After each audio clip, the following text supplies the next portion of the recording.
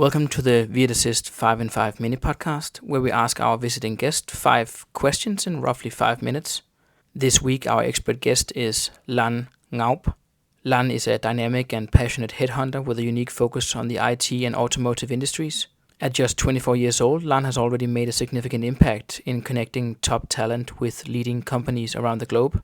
And with a background in entrepreneurship management, Lan has succeeded in bridging talents from Vietnam to the world and from the world to Vietnam. As always, if you want to listen to the full episode, you can find it for free on all of our social media channels. And otherwise, enjoy.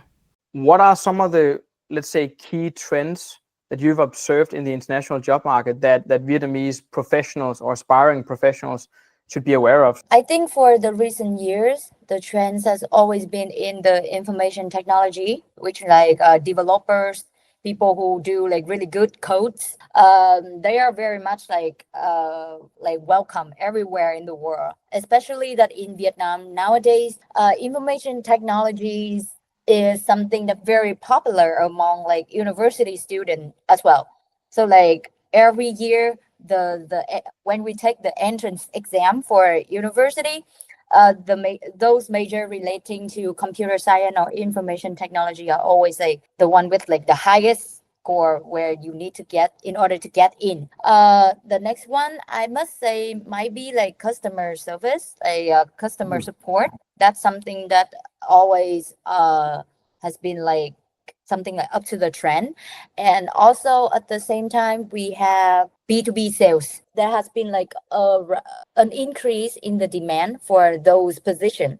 In your opinion, which skills are currently in highest demand in the international job market, and how can Vietnamese aspiring professionals acquire these skills? First of all, language, of course. Like you gotta be good at the language in order to like work with international clients and also international companies. Next, I have to say that when it comes to sales, it requires a very high level of adaptability. Like we tend to have like a very traditional view of sales. So I think that it's more about like the mindset and about the approach to the job than like the fixed skill set or the hard skill set that you can learn or like by like taking notes or like taking lectures. It's more like it changes from your mindset and the way that you approach the problems. Do you have any advice for people who want to increase their productivity or who want to sort of get rid of some of the weaknesses that might lead to lower levels of productivity? I think one of the things that pushed me the most, that I know clearly that I have numbers so to report to my manager. When it comes to remote job, it actually requires a very high sense of responsibilities for the employee themselves. So I think the first thing that I want to say is to start with your mindset first. You gotta be so ready for remote working because it's gonna be lonely, it's gonna be boring a bit, and there will be days when you wake up and you feel very not motivated. So it comes from the mindset. After that, I also suggest like setting alarm so that let's say after every 2 working hour, I would like stand up.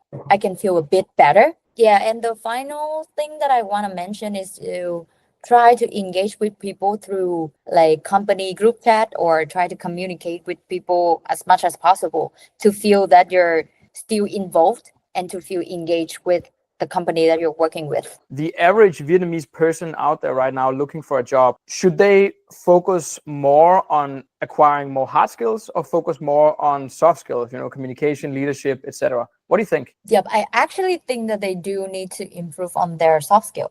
Soft skill here means like at first, let's say resume building. It's also a soft skill to me. Next, interviewing skill. It's also like something I think that is very important when it comes to like reaching these kind of jobs. From my experience, I have worked with a lot of candidates where I believe that their hard skills are like perfect, or like just a good match for the position that I'm looking for. But somehow when they go to the interview, they cannot impress the interviewer, cannot impress the company that much. So I think it's partially comes from like the way that they conduct the interview.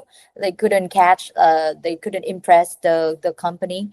What are the most common mistakes that people make when they go to a job interview? I think Vietnamese people has sometimes make mistake when it comes to like outfit when they go to an interview.